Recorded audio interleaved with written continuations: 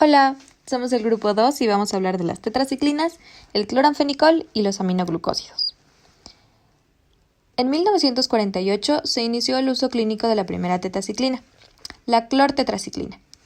Esta fue introducida por Benjamin M. Dugard, quien la obtuvo a partir de la bacteria Streptomyces aureofaciens. La tetraciclina es un derivado tetracíclico desarrollado para superar los problemas de resistencia de las tetraciclinas clásicas, que se utilizan por vía parenteral para el tratamiento de infecciones complicadas.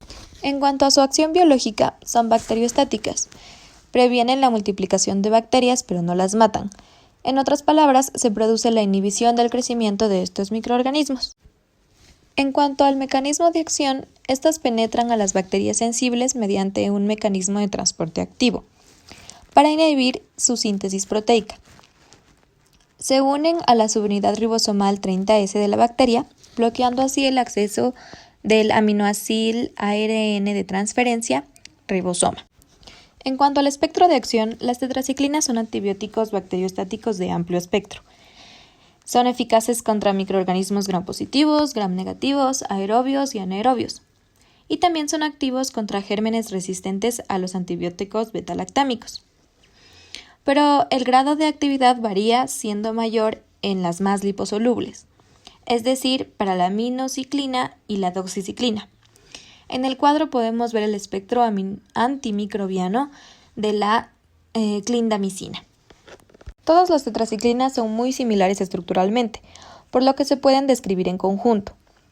Todas constan, como su nombre lo indica, de 4 anillos fusionados con un sistema de dobles enlaces conjugados. Las sustituciones sobre sus anillos se reflejan en variaciones en sus propiedades farmacocinéticas y en su eficacia clínica. Así su clasificación se da de acción corta, la clortetraciclina, oxitetraciclina y la tetraciclina. De acción intermedia, metaciclina y doxiciclina. Y de acción prolongada tenemos a la aminociclina, la acromicina y por último la oxiciclina. La dosis va a variar, depende de cada fármaco y el tratamiento a seguir. Por ejemplo, la oxitetraciclina, que es un antibiótico de amplio espectro que sirve para combatir infecciones del tracto respiratorio superior e infecciones cutáneas y de tejidos blandos, tiene una dosis oral o intramuscular de 250 a 500 miligramos cada 6 horas. Sus presentaciones van a ser en cápsulas y ampollas.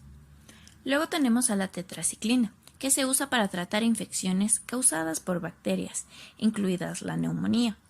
También algunas infecciones de la piel, de ojos, del sistema linfático, del aparato digestivo, del aparato reproductor y del sistema urinario.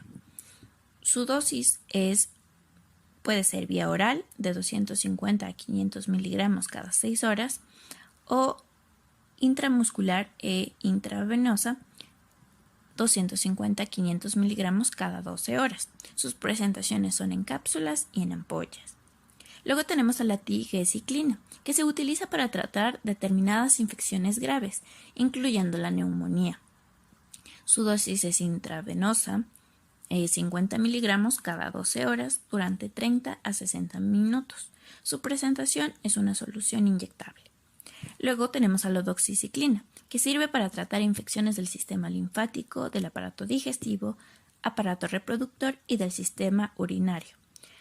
Es vía oral de 100 a 200 miligramos cada 12 a 24 horas. Sus presentaciones van a ser en cápsulas y en tabletas. Por último tenemos a la aminociclina, que solamente se utiliza para tratar el acné. Esta es vía oral de 100 miligramos cada 12 a 24 horas. Sus presentaciones son en cápsulas. Indicaciones terapéuticas. Son los fármacos de elección para numerosas infecciones. Se usan con mayor frecuencia la doxiciclina y la tetraciclina.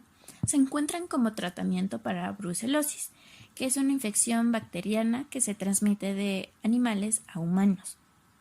También para tratar el cólera, infecciones por transmisión sexual, la borreliosis y rickettsioses.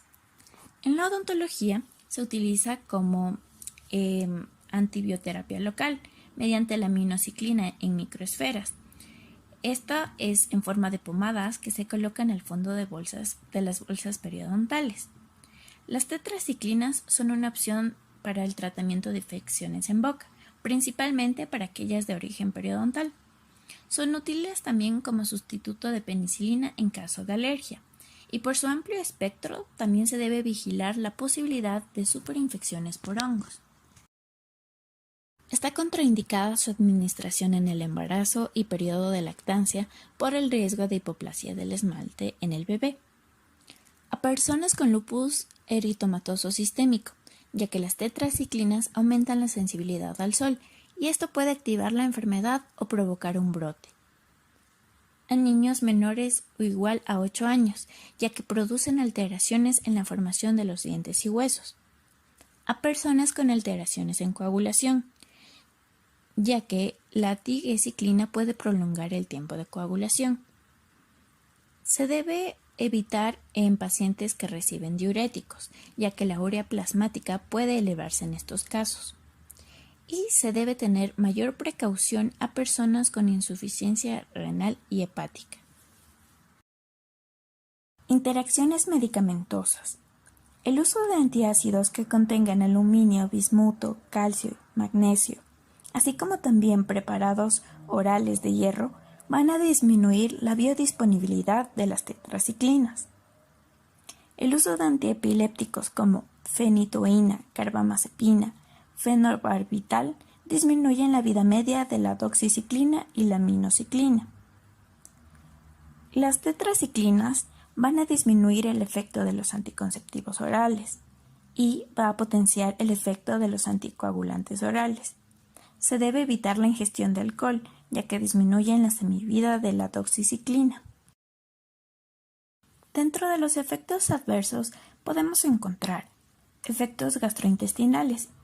Las tetraciclinas pueden provocar epigastralgias, náuseas, vómitos y diarrea por sus propiedades irritantes.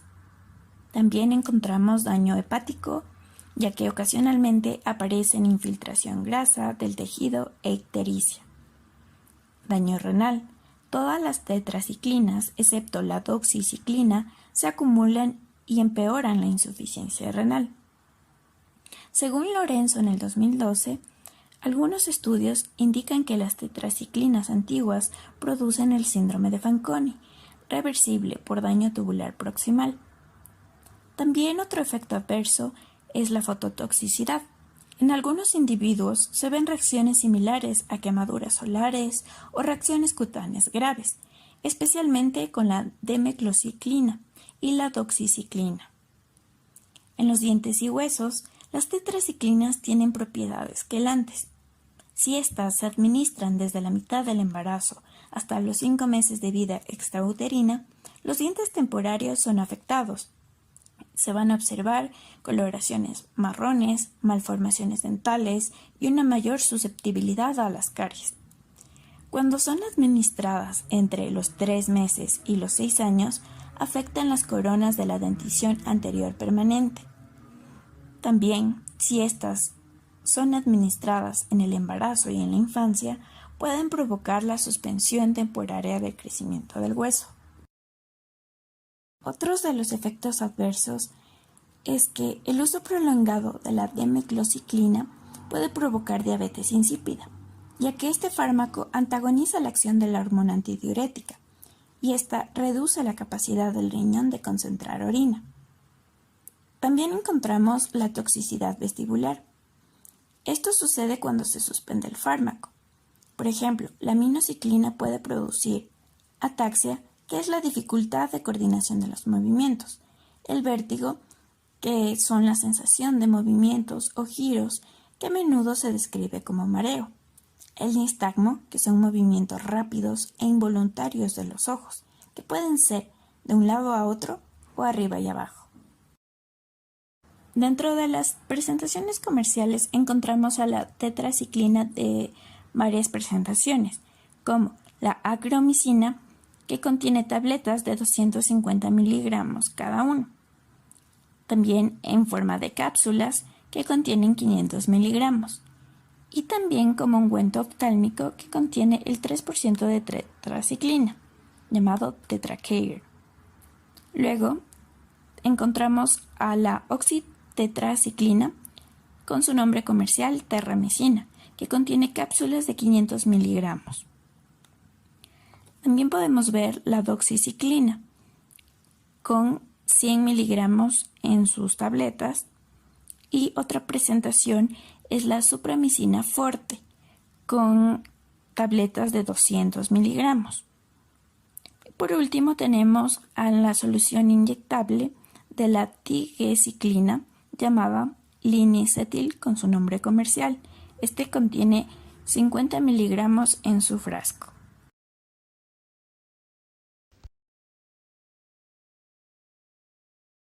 Ahora es el turno de hablar del cloranfenicol. Este es un antibiótico de amplio espectro producido por el Streptomyces venezuelae, aislado por primera vez en 1947 de una muestra de suelo de Venezuela. Se utilizó por primera vez en humanos en 1948. Una vez determinada su estructura química, el antibiótico fue preparado sintéticamente a partir de 1949 a gran escala.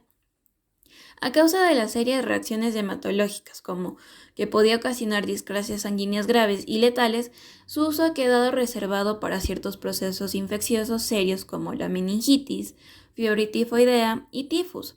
Además, es el agente de primera elección para los casos de fiebre moteada de las montañas rocosas y otras enfermedades causadas por riquecias. Todo esto en sujetos que no pueden ser tratados con otros productos más inocuos a causa de resistencia o de alergias. Como podemos visualizar en la parte de abajo, es un derivado de nitrobenceno, como se puede ver en su estructura. Además de eso, proviene del ácido dicloroacético. Ahora, ¿cómo va a funcionar el cloranfenicol? Pues este va a inhibir la síntesis proteínica de las bacterias y en menor extensión de células eucariotas. El fármaco penetra fácilmente las bacterias por medio de difusión facilitada y como ya dijimos, aquí es donde va a inhibir la síntesis proteica uniéndose en forma reversible a la subunidad ribosómica 50S, cerca del sitio de acción de los antibióticos macrólidos y clindamicina a los que va a inhibir competitivamente. Asimismo, interfiere notablemente con la incorporación aminoacídica a los péptidos recién formados al bloquear la peptidil transferasa, enzima que es parte de la subunidad. Las células eritropoyéticas de mamíferos son particularmente sensibles a dicho antibiótico, pues este puede generar discrasias sanguíneas, es decir, anomalías tanto cuantitativas como cualitativas de cualquiera de los elementos de la sangre. Ahora bien, todas las cepas de pseudomonas tienen resistencia natural a este antibiótico, pero el fenómeno en cuestión suele depender de la acetiltransferasa codificada en plásmido que inactiva el fármaco. Dicho fenómeno también es consecuencia de la menor permeabilidad y de la mutación ribosómica. Los derivados acetilados del cloranfenicol no se unen a los ribosomas bacterianos. Como dijimos anteriormente, el cloranfenicol es un antibiótico de amplio espectro que va a incluir microorganismos gram negativos, gram positivos y riquecias. Su acción es reversible al momento de retirar el medicamento y puede ser tanto bacteriostático como bactericida en concentraciones mucho mayores. Bacteriostático es porque va a inhibir a bacterias gram positivas en concentraciones de 1 a 10 microgramos por milímetro y muchas gram negativas en concentraciones de 0,2 a 5 microgramos por milímetro.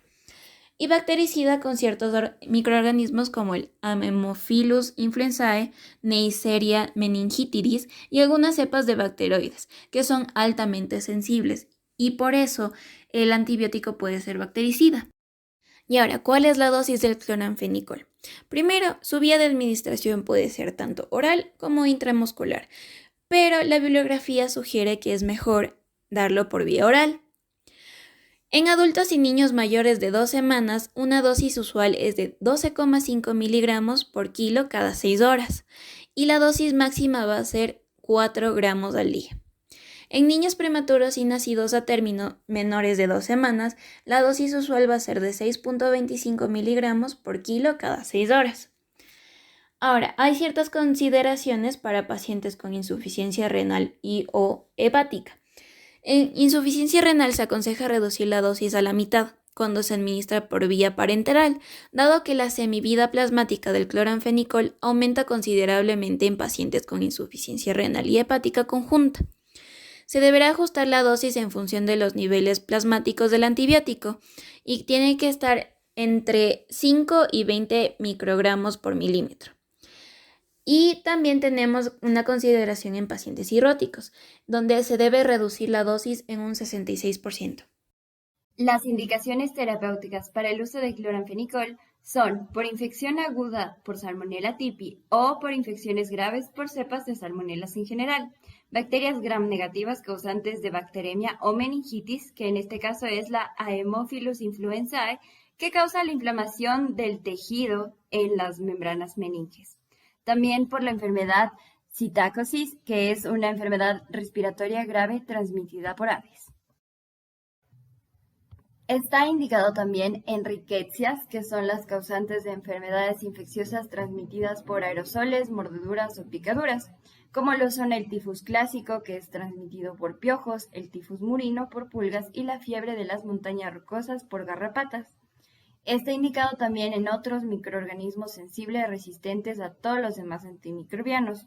Como solución oftálmica está indicada en procesos infecciosos oculares como conjuntivitis, que es la inflamación de la membrana transparente entre el párpado y el globo ocular, la iritis, que es la hinchazón e irritación en el anillo de color alrededor de la pupila del ojo, entre otras. En el campo de la odontología debe utilizarse con precaución en pacientes con enfermedades dentales, debido a que el cloranfenicol puede causar mielosupresión, que es una afección en la que disminuye la actividad de la médula ósea, lo que hace que haya menos glóbulos blancos, rojos y plaquetas, y por ende puede haber un mayor riesgo de infección. Está contraindicado en el caso de alergia o hipersensibilidad al cloranfenicol, porfiria, que es un grupo de trastornos genéticos donde hay un problema en la producción de la sustancia llamada hemo, que se encuentra en la sangre y en la médula ósea donde transporta oxígeno. En el caso de insuficiencia renal, cuando los riñones pierden la capacidad de filtración, pueden acumularse niveles nocivos.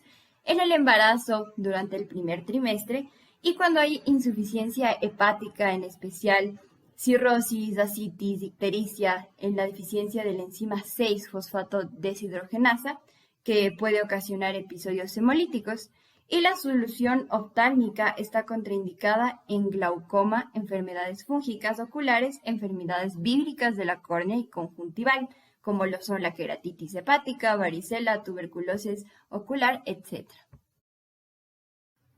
Para comprender las interacciones medicamentosas debemos entender que esencialmente aumenta la acción de antidiabéticos y anticoagulantes orales. Por el otro lado, inhibe la acción bactericida de penicilinas y cefalosporinas. En el caso de anticonceptivos orales, inhibe la acción del anticonceptivo, lo que puede producir un riesgo de embarazo. Para entender los efectos adversos, vamos a dividirlos por categorías. En cuanto a las alteraciones sanguíneas, se puede presentar anemia, que es el padecimiento más tóxico y más común, que ocurre cuando las concentraciones exceden los 25 microgramos sobre miligramos, recuperándose el paciente entre 1 a 2 semanas después de haber suspendido el medicamento.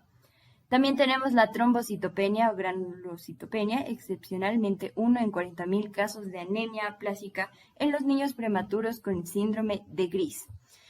Tenemos también las alteraciones neurológicas que pueden presentar neuropatía periférica, es decir, una consecuencia del daño de los nervios periféricos. A menudo causa debilidad, entumecimiento y dolor, generalmente en las manos y en los pies.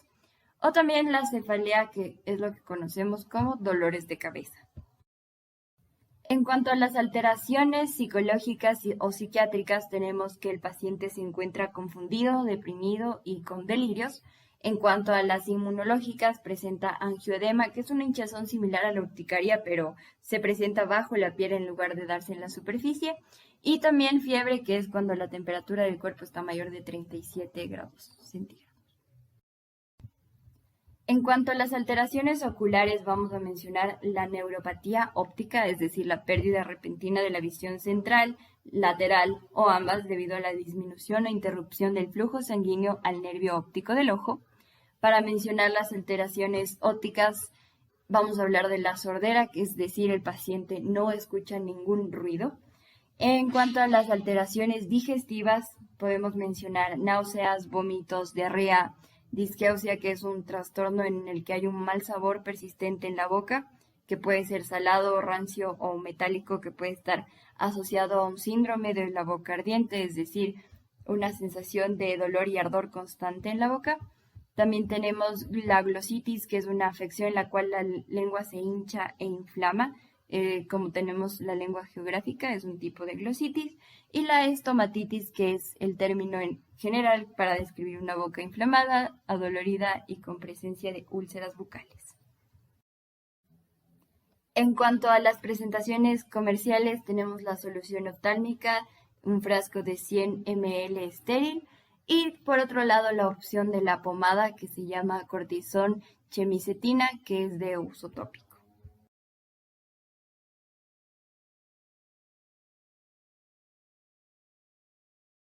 Introducción. Los aminoglucósidos fueron introducidos en la clínica en 1943 cuando Waxman aisló la streptomicina. Estos son una clase de antibióticos y son utilizados para tratar infecciones bacterianas graves, como las causadas por bacterias gram negativas, especialmente la Pseudomonas aeruginosa. El aminoglucósido fue el primer antimicrobiano activo frente al Mycobacterium tuberculosis. Todos los aminoglucósidos derivan de actinomicetos y tienen propiedades comunes. En cuanto a su estructura química, contienen aminoazúcares unidos a anillo aminociclitol, alcohol cíclico con grupos aminos mediante enlaces glucosídicos. Uno de los datos revelantes de este antibiótico es que todos se usan como sales de sulfato, se ionizan en solución y no se absorben por vía oral. Todos se excretan sin cambios en orina mediante filtración glomerular y todos son bactericidas y más activos en pH alcalino. En cuanto al mecanismo de acción, todos tienen el mismo patrón general de acción. El primero es el transporte del aminoglucósido a través de la pared celular bacteriana y la membrana citoplasmática, y el segundo mecanismo de acción es la unión a los ribosomas con inhibición de síntesis de proteínas. Lo primero que ocurre en este proceso es que se difunden a través de la cubierta externa de las bacterias gram negativas y lo hacen a través de los canales de porinas. La entrada desde el espacio periplasmático está mediada por proteínas transportadoras unidas a la cadena de transporte de electrones. De esta manera, la penetración depende de la conservación de la membrana polarizada y los procesos activos dependiendo del oxígeno. La penetración también es favorecida por el pH elevado, ya que los aminoglucósidos son 20 veces más activos en medios alcalinos que en medios ácidos. Una vez dentro de la célula bacteriana, la streptomicina se une a la atracción 30S de los ribosomas, y es aquí donde detienen la iniciación de síntesis proteica. Además, evitan la formación de polisomas y promueven la disgregación en monosomas, de modo que solo un ribosoma queda unido a la hebra del ARN mensajero. De esta manera, inhiben la síntesis proteica y originan la muerte del agente infeccioso. En cuanto a la acción biológica, los aminoglucósidos son bactericidas, pero la acción bactericida dependerá de su concentración. O sea, que la velocidad de destrucción de la célula bacteriana está directamente relacionada con la concentración pico del antibiótico y su concentración inhibitoria mínima. A los aminoglucósidos se los considera bactericidas porque estos producen la muerte del microorganismo responsable de los procesos infecciosos, además de que detienen el crecimiento bacteriano actuando sobre sus ribosomas provocando la producción de proteínas anómalas. Espectro de acción. Son activos in vitro frente a bacilos gram negativos, entre los que se incluyen las enterobacteriaceas como el Escherichia coli, Enterobacter y Citribacter, y pseudomonas como el Acinetobacter y Brucella. Su actividad in vitro frente a bacterias anaerobias es escasa o nula, como por ejemplo la Burkholderia sepia. Tienen actividad in vitro frente a algunas bacterias gram positivas, como es el caso del Staphylococcus aureus. Sin embargo, su papel en el tratamiento de infecciones graves por estos microorganismos es auxiliar. No todos los aminoglucósidos son igual de potentes para los microorganismos activos, por ejemplo la tobramicina, que suele tener mayor actividad antipseudomónica que otros aminoglucósidos. Entre las contraindicaciones tenemos que estos fármacos no se indican en mujeres en embarazo y con otoxicidad fetal. Debemos tener mucha precaución en pacientes pasada la mediana edad y con pacientes que tengan daño renal. Entre algunas interacciones medicamentosas tenemos que los aminoglucósidos no se indican con fármacos ototóxicos como diuréticos ASA o minoxidilina. Tampoco con fármacos nefrotóxicos como la anfotericina B, vancomicina, ciclosporina o cisplatina. Debemos tener mucho cuidado al administrar junto con relajantes musculares y no mezclar con ningún agente en la misma jeringa o frasco de infusión. Entre la clasificación de los aminoglucósidos tenemos a la streptomicina, gentamicina, canamicina, tobramicina, amicacina, cisomicina, netilmicina, neomicina y framicetina. Vamos a revisar algunas de las características de cada uno de ellos. En primer lugar tenemos a la streptomicina, el aminoglucósido más antiguo. Es derivado del Streptomyces griseus. Principalmente se indica para la tuberculosis, endocarditis bacteriana subaguda, peste y tularemia. Tiene un espectro muy reducido cubriendo principalmente aerobios gram negativos y una potencia muy baja. Podemos observar aquí algunos de los microorganismos sensibles y algunas de las cepas que puede inhibir.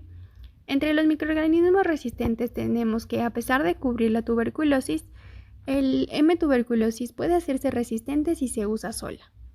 Se absorbe muy rápido en los músculos después de una intramuscular y tiene una semivida de 2 a 4 horas, la cual se puede ver afectada en niños, ancianos y en pacientes con daños renales. En estos casos se debe alargar el tiempo de administración y reducir la dosis. No se metaboliza en el hígado y se secreta por orina. Debido a su espectro reducido y a su potencia baja, se indica para infecciones agudas en dosis de 1 gramo o 0,75 en mayores de 50 años por vía intramuscular 2 veces al día por 7 a 10 días, y en tuberculosis 1 gramo o 0,75 gramos intramuscular al día 2 veces por semana por 30 a 60 días. En otro tipo de infecciones, como infecciones por vías urinarias, peritonitis, septicemia, entre otros, se utilizan otro tipo de antibióticos. Además, debido a que cubre aerobios gram negativos, no se indica para odontología, debido a que no cubre a las bacterias presentes en infecciones odontológicas. Entre los efectos adversos tenemos que en algunos pacientes en los que se indica 1 gramo intramuscular 2 veces al día, se podrían llegar a observar lesiones vestibulares. Tiene un índice de hipersensibilidad muy baja, sin embargo, en caso de existirlo, se pueden llegar a observar erupciones cutáneas, fiebre, dermatitis, entre otros. Además, la anafilaxia es muy rara. Se puede observar parestesia y escotoma ocasional en el sitio de inyección, y es uno de los antibióticos menos tóxicos. Por último, su uso tópico está contraindicado por un temor a sensibilización por contacto. Ahora tenemos a la gentamicina, derivada de la Micromonospora purpurea. Es muy utilizada en infecciones agudas y es muy similar a la streptomicina, incluida su semivida de 2 a 4 horas por vía intramuscular. Algunas de las diferencias tenemos que la gentamicina es más potente, tiene un espectro más amplio cubriendo más microorganismos como los que podemos observar, pero no actúa contra la M. tuberculosis, S. piógenes y algún S. pneumoniae, y es más nefrotóxica. Se indica para infecciones por pseudomonas, para reducir infecciones respiratorias en pacientes graves y acompaña la amoxicilina en endocarditis bacteriana subaguda. Su dosis se calcula de acuerdo al peso y función renal normal, observando el aclaramiento de creatinina de más o menos 100 ml por minuto. Sin embargo, su dosis recomendada es de 3 a 5 mg por kilogramo al día cada 8 horas o en una sola dosis por vía intramuscular. En la siguiente tabla podemos observar algunas de las recomendaciones para la dosis de los pacientes que tengan daño renal. Al igual que la streptomicina, debido a que cubre principalmente aerobios gram negativos, no se utiliza para infecciones odontológicas. Su único uso en la odontología es como profilaxis antimicrobiana, como alternativa de la amoxicilina o vancomicina en caso de no tenerlas a la mano, en pacientes con válvulas protésicas, antecedentes de endocarditis bacteriana y en cirugías con anestesia general. Se utiliza en una única dosis de 2 mg por kilogramo por vía intramuscular o intravenosa. Canamicina, derivada del S-canamiceticus. Es muy similar a la streptomicina y la segunda en utilizarse por vía sistémica después de este. No tiene acción contra pseudomonas y debido a su toxicidad se prefiere utilizar otro tipo de aminoglucósidos. Sin embargo, se puede utilizar en segunda línea contra tuberculosis resistente y se utiliza en dosis de 0,5 gramos 2 o 3 veces al día. Entre sus efectos adversos tenemos que es tóxica para la cóclea y el riñón y se han registrado algunos casos de pérdida de audición. Tobramicina, derivada del ST nebrarius. Es igual a la gentamicina, incluyendo su farmacocinética, dosis y propiedades antimicrobianas. No se indica junto con la penicilina en endocarditis enterocócica y algunas de las diferencias con la gentamicina es que es de 2 a 4 veces más activa contra pseudomonas y proteus, incluidas las cepas resistentes a la gentamicina. Además, tiene una ototoxicidad y nefrotoxicidad menor. Se indica solo como alternativa a la gentamicina y en infecciones graves por pseudomonas o proteus. Se utiliza en dosis de 3 a 5 miligramos por kilogramo al día en 1 a 3 dosis. Amicacina es un derivado semisintético de la canamicina. Tiene su misma farmacocinética, dosis y toxicidad. Tiene resistencia a enzimas bacterianas que destruyen aminoglucósidos y por tanto un espectro más amplio. Se indica en las mismas infecciones que la gentamicina y como reserva intrahospitalaria para infecciones contra bacilos gram negativos. Es efectiva contra la tuberculosis, pero no se utiliza mucho con este fin. En dosis altas se utiliza para atacar a pseudomonas, proteus y estafilococos. Su dosis es de 15 miligramos por kilogramo al día en 1 a 3 dosis y en infecciones urinarias 7 miligramos por kilogramo al día. Entre sus efectos adversos tenemos que se han registrado algunos casos de pérdidas auditivas. Cisomicina es un aminoglucósido natural derivado de la Micromonospora indioensis. Es similar a la gentamicina pero más potente contra pseudomonas, bacilos gram negativos y estreptococo beta hemolítico. Tiene una acción moderada contra la S. fecalis y es susceptible a enzimas que destruyen aminoglucósidos. Entre sus indicaciones tenemos que se puede combinar con la penicilina en endocarditis bacteriana subaguda y se puede utilizar en lugar de la gentamicina en los mismos casos y con las mismas dosis. Su dosis es igual a la gentamicina y entre sus efectos adversos tenemos que presenta ototoxicidad y nefrotoxicidad. Netilmicina es un derivado semisintético de la cisomicina y similar a la gentamicina en farmacocinética y dosis, pero con un espectro más amplio. Es resistente a enzimas que inactivan aminoglucósidos y por lo tanto tiene acción contra cepas resistentes a la gentamicina. Es más activa contra Klebsiella, Enterobacter y estafilococos y menos contra P. aeruginosa. Entre sus indicaciones, debido a su espectro, eficacia y menor toxicidad, tiene éxitos en pacientes graves o neutropénicos y se utiliza en hospitales cuando hay resistencia a la gentamicina. Su dosis es de 4 a 6 miligramos por kilogramo al día en 1 a 3 dosis. Entre sus efectos adversos, a pesar de tener una ototoxicidad menor, se han presentado algunos casos de pérdida de audición. Neomicina, derivada de la S. fradiae, tiene un espectro amplio atacando a la mayoría de bacilos gram negativos y algunos cocos gram positivos. Algunos de los microorganismos no sensibles son las pseudomonas y L. piógenes. En sus indicaciones tenemos que se utiliza de forma tópica y oral. De forma tópica a menudo con polimixina, bacitracina, entre otros, para heridas infectadas, úlceras, quemaduras, infecciones de oído externo y conjuntivitis. De forma oral antes de una cirugía de intestino para reducir infecciones posoperatorias. Y en coma hepático. En pacientes con insuficiencia hepática, este antibiótico suprime la flora intestinal disminuyendo el NH3 de la sangre producido por las bacterias colónicas. Pero debido a su toxicidad, se utiliza poco para este fin. Entre sus efectos adversos tenemos que es tóxica para el oído interno y el riñón, y no se usa por vía sistémica. Por último tenemos a la framicetina, derivado de la S. lavandulae. Es similar a la neomicina y se usa únicamente de forma tópica en los ojos, oídos y piel. Es tóxica por vía sistémica. Los aminoglucósidos tienen varias presentaciones comerciales, como es la gentamicina, que viene en presentación parenteral, oxtálmica y tópica, con una carga de presentación parenteral de 160 miligramos por 2 mililitros y con el nombre comercial de gentamicina vitalis. Este se le aplica tanto en vía intramuscular como vía intravenosa. También en parenteral viene con una carga de 10 a 40 miligramos por mililitro.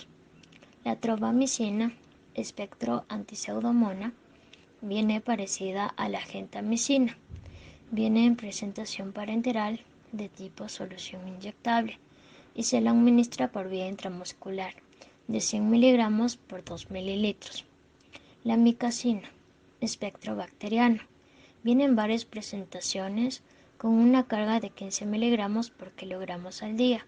Viene en vía parenteral de 50 a 250 miligramos en frasco de ámpula para inyección intramuscular e intravenosa. La streptomicina viene en presentación de polvo inyectable en viales de 1 gramo y en forma de sulfato. Este debe administrarse por inyección intramuscular. La dosis recomendada es de 15 miligramos por kilogramos de peso corporal, en un rango de 12 a 18 miligramos por kilogramos de peso corporal. Paromomicina viene para vía oral en presentación de cápsulas duras con una carga de 250 miligramos y en solución oral de 125 miligramos por 5 mililitros. Viene con el nombre comercial de Umatin. Kanamicina tiene varios nombres comerciales y diferentes presentaciones, como es Cantrex, que es vial con 75 miligramos, 500 miligramos y 1 gramo. Para vía intramuscular, kanamicina sulfato unguento, oxtálmico al 1%. Neumomicina viene para vía oral en presentación de comprimidos con una carga de 500 miligramos. Viene en presentación tópica de 40 miligramos y en oral de 4 a 12 miligramos al día en 2 dosis. En cuanto a las marcas comerciales se encuentra Treda y otros nombres comerciales más.